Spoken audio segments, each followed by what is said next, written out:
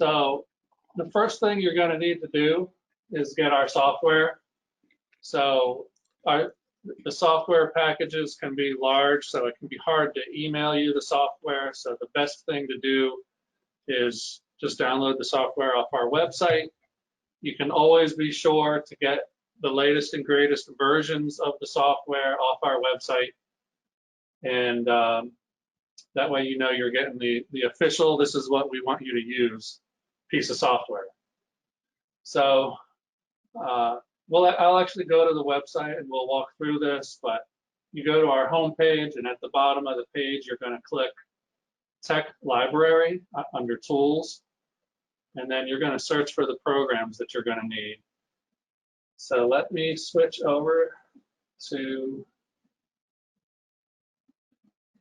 okay, so now you're looking at the actual Preferred Utilities website.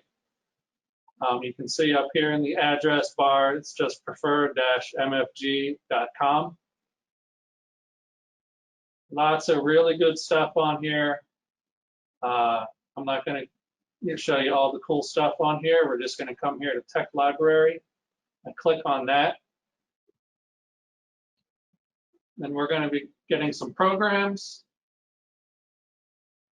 And you can click all divisions or just preferred instruments. And then we're going to click search. So this is all of our programs that we have available. So what you're going to need is the FSC program and the OIT program.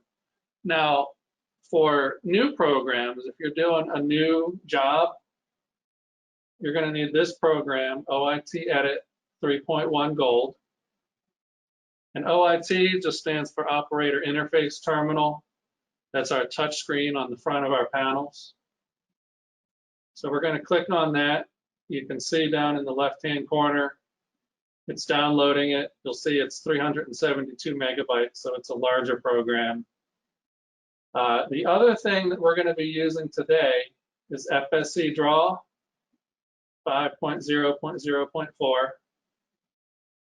So we're going to download that one as well. This is being phased out. It's more of a legacy program. What we're going to be using, and we've started using it very recently, is Preferred Draw. So the usage is going to be very similar. I'm going to show you FSC Draw today, but Preferred Draw is very, very similar. And if I switch back to my PowerPoint, on the next screen, you'll see this is the software that you'll need to download.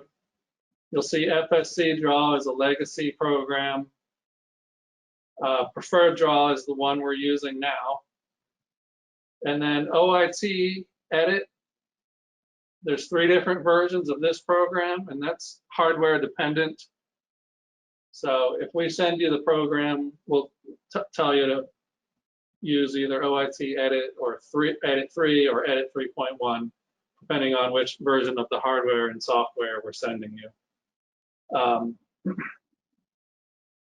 So this is the software you'll need to download to write to an FSC. There, if I show you my whole screen.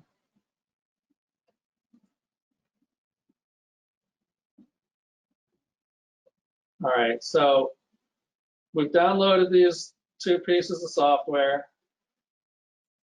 I'm just going to navigate to it.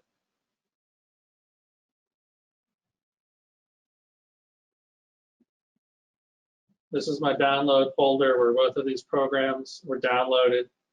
So to install FSC Draw, and if you guys don't have permission to install stuff on your laptops, you'll have to talk to your IT departments and have them install it for you. But you run it, it goes through a setup wizard.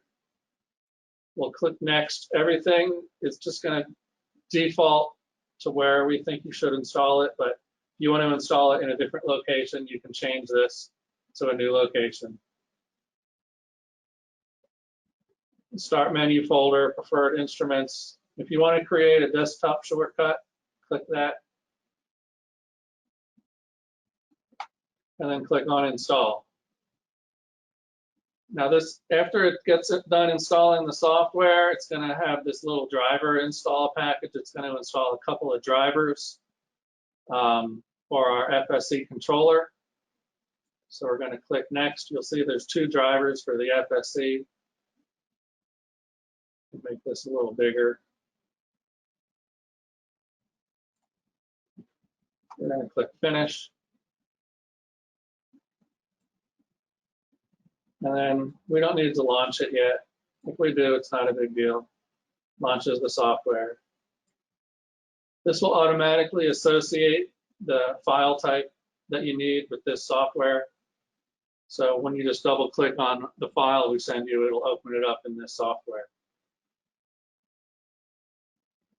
Next, we'll install our screen software. Double click on that one.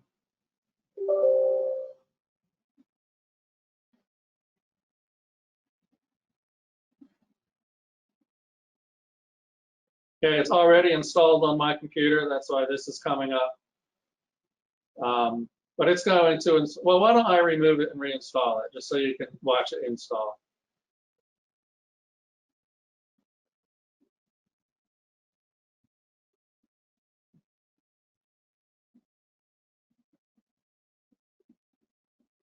So that was me uninstalling it. Now I'll let you guys watch me do a regular install.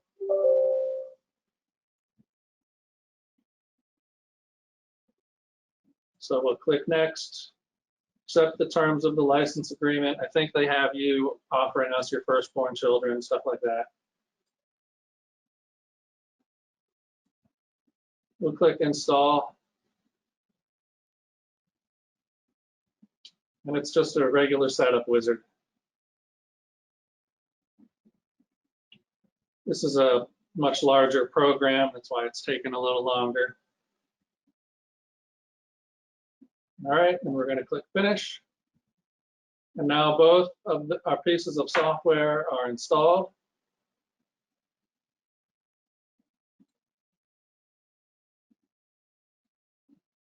So the only other thing you're going to need is the actual programs that we would email you.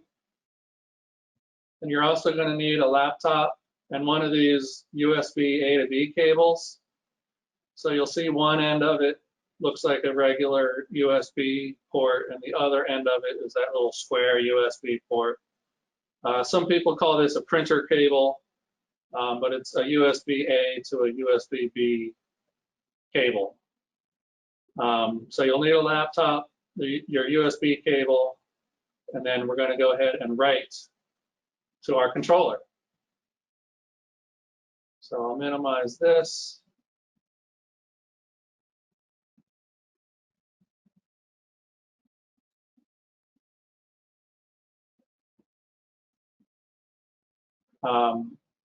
So you'll see the 2 programs we're going to send you are going to look something like this. You'll see this FSC dash, it'll usually be a job number, a 5-digit job number, and then you'll see FSC dash, a job number dash 4X, or the 4-inch touchscreen.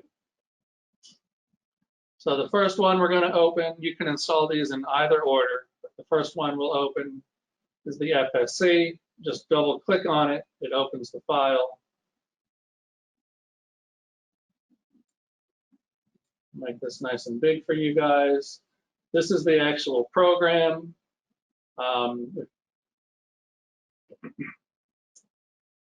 you click up here on this data tab at the top, we're going to click Write Configuration to FSC. But before we do that, we need to connect our USB cable. So I'm going to show you how to do that.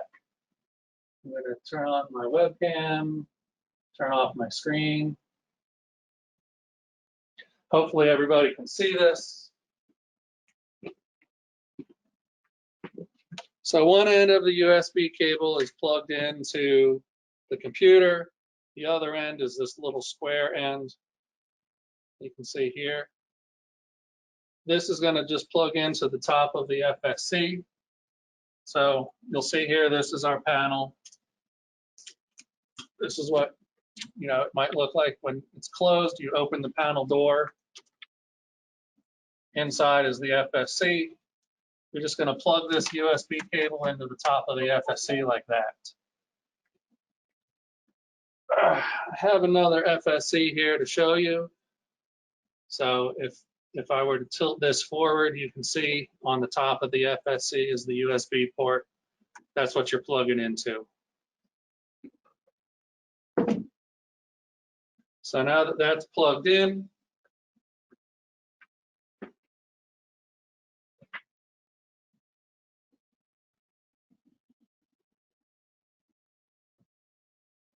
we're back in our FSC software. We're going to say data, and then we're going to write the configuration to the FSC. You'll see it says writing to FSC, the progress bar going across the screen. This can sometimes take some time for larger programs, and you might even notice that Windows times out and says not responding. That's just a Windows thing. You can ignore that. It's still working in the background. When it's done, it says transfer complete. You click on OK, and you've written the program to the FSC. Now, there is one little gotcha. Just because of the way Windows works, sometimes it can throw a stumbling block in your way. So you'll notice every once in a while when you plug into the FSC, we click data, we click write configuration to FSC, it'll say it can't talk with the FSC. And you'll look and you'll say everything's plugged in, why won't it work? So here's what you have to do. You have to open up Device Manager. Down here, Universal Serial Bus Controllers, Fuel System Controller, and you click on this Advanced tab. This little Load VCP, sometimes Windows likes to turn that on. And I'll leave that on, and I'll show you what happens with that turned on. Let me unplug and replug the USB cable.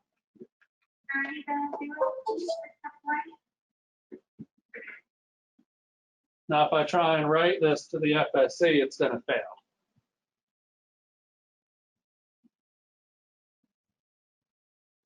You see the little cursor spinning wheel icon, timeout reading from FSC device. No FSC available. When that happens, like I said, we're going to go to Device Manager, USB, Fuel System Controller, Advanced, and just uncheck that. Now we're going to click on OK. Now you do want to unplug the USB cable and plug it in again. And now if I open this, you'll see this is not checked. Come back to my FSC software. We're going to click Data, Write Configurations, FSC. It's okay that it's already been written. We can write it again.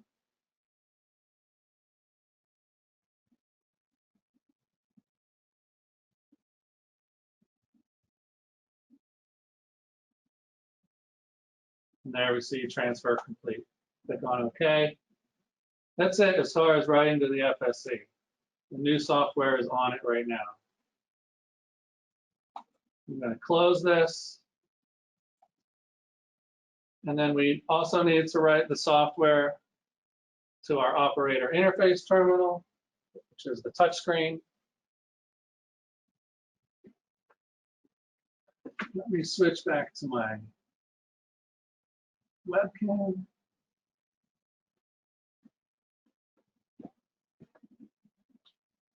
So you're just going to unplug this USB cable from the FSC, and it plugs into the bottom of the operator interface terminal. This is the 4-inch touchscreen. I also have one of those to show you. So here's the front of it. If we're looking at the back of it, it's mounted on the panel. I flip this up.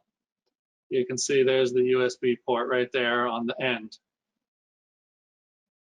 If you have a 10-inch OIT, which we also sell, it's a larger cutout, but then you'll see just a small box on the back of it, just like this, and it's in the exact same location, this little USB port right here.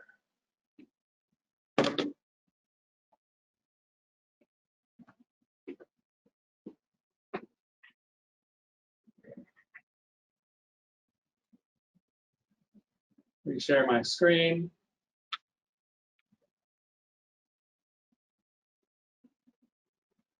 It opens up OIT Edit. This is OIT Edit 3.1. And all you'll need to do is here, click Link. If we click on Options, this should already be set to USB, but if you're having problems, you can check this. Make sure it's still selected to USB. And then click Link and Send.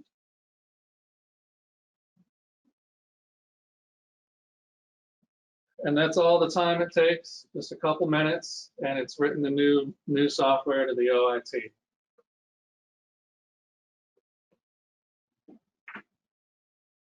I'll switch back to the webcam. And that's it. You can unplug this USB cable.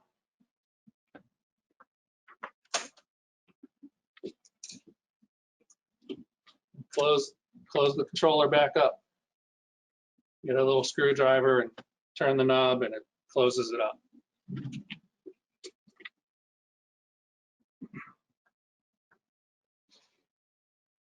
All right, I'll switch back to my PowerPoint. Here, this was that one stumbling block I was telling you about. The last thing we want to talk about is how to install TeamViewer. So if you need our help out in the field, one easy way for us to see what's going on your computer is for you to install TeamViewer. And this allows us to remotely view and even control your computer with your permission, of course, and help figure out what's going on if you need some troubleshooting over the phone. So to do that, you're going to go to teamviewer.com. Here's that web page. And then down here, for now, we're just going to download the free version.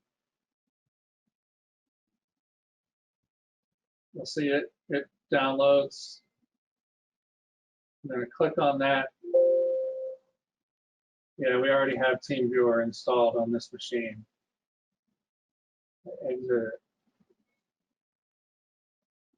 So typically, you're just going to click on default installation. If you don't want to actually install it on your computer, you can store it on a flash drive and then click this run only for one-time use. And then you can just run it straight off a flash drive. And when you're done, unplug your flash drive and TeamViewer will never actually be installed on your computer. For now, we're going to show you just clicking on personal non-commercial use. You will have to get a license for this from your IT department. If I click on accept, it'll install the personal use version. But you can't use that for business purposes, so you'll have to get a license from your IT department. Ours will automatically pull a license off the network, but you would have to do yours however your company chooses to do it.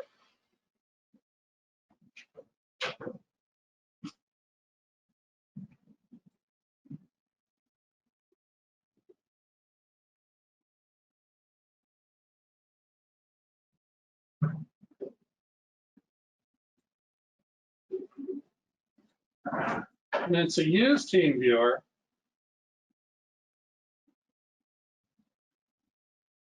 if you can see it down here, there's a little blue box in my address bar.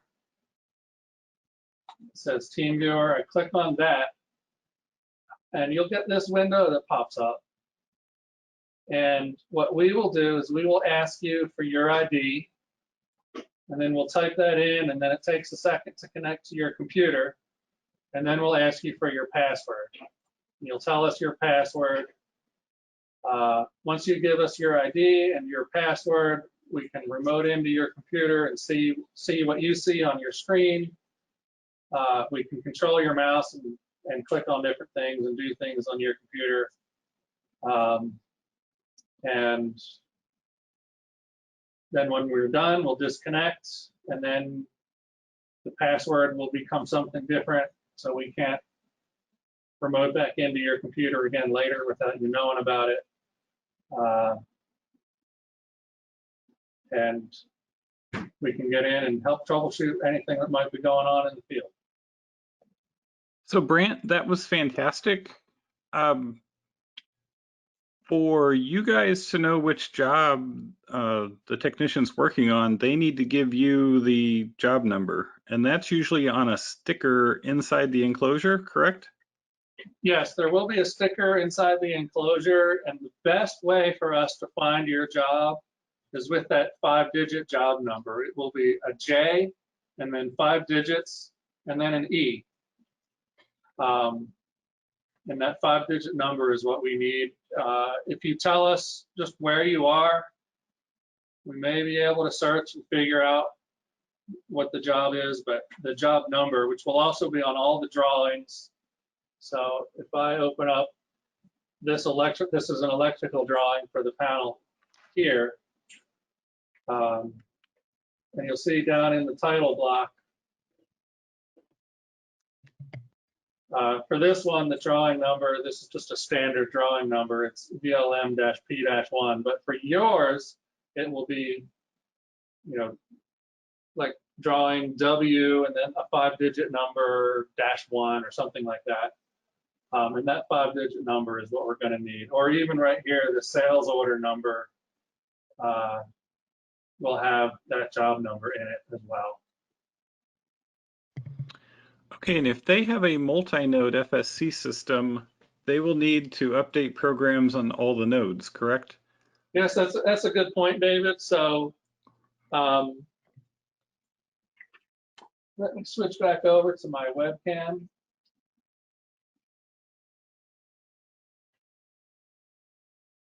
So if you look on the FSC, this little dial indicator here, not real good light here, maybe like that, you can see it a little better. There's a little tiny arrow, and you can take a screwdriver and turn that and select different nodes. That'll all be done at the factory. You shouldn't ever need to turn that. But if you're not sure which node the FSC is, you can look at that little dial indicator, and whatever number the arrow is pointing to, that's what node it is. And in FSC Draw,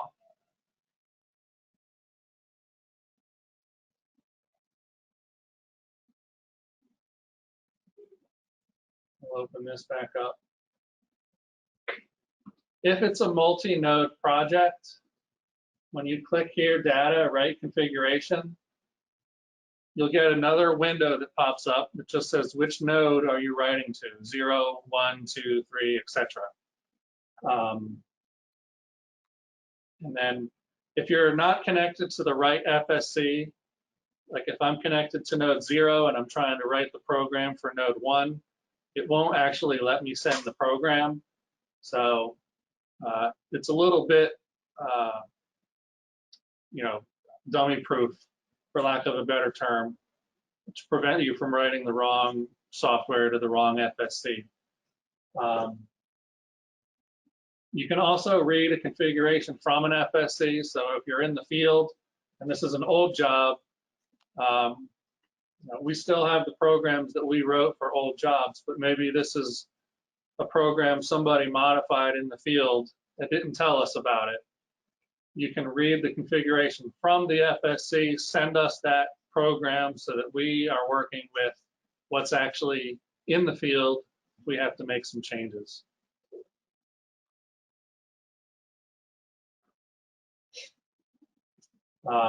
Likewise with the OITs, if it's a multi-node job, you don't have to select which node that you're writing to, but you will need to write this OIT program when you hit send or update. You will have to do that for every screen that's in the system.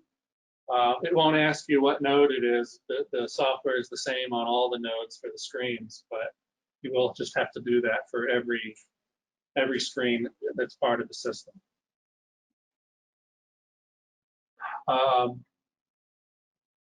The biggest thing we usually get when we get a tech support call is this one, the stumbling block, and it's just Windows being a pain in the neck Windows.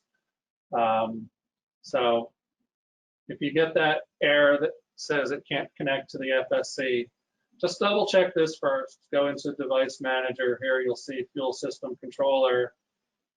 You just double click on that. It opens up the Properties window. Click on the Advanced tab and make sure that this is not checked. And then after you uncheck that, you'll have to unplug and replug the USB cable, and it should work fine after that.